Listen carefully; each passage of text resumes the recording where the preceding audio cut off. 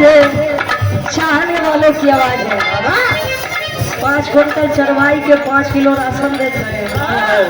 लागत बा की हम का बताए जौने रोड पे 5 लाख 10 लाख लगावो तो है वसूली इतना करत है और कब ले ओकर वसूली दे जब कुछ होता पता नहीं बात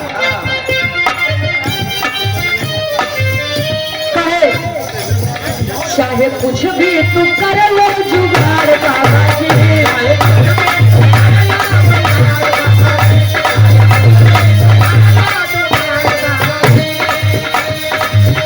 चाहे कुछ भी तू कर लो जुगाड़ बाबा जी उसको वापस करेंगे वापस करेंगे तेरे साल बाबा जी उसको वापस करेंगे तेरे साल बाबा जी।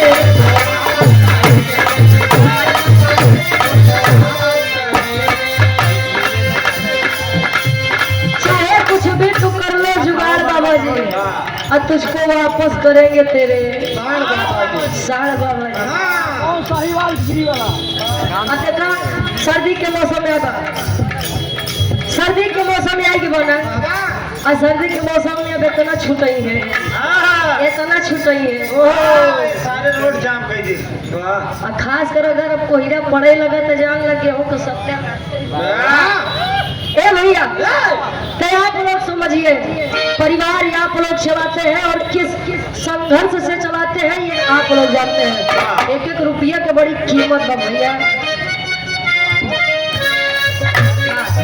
आदरणीय हमारे नेताजी के लिए क्या बोला अरे रे मेरे जान थे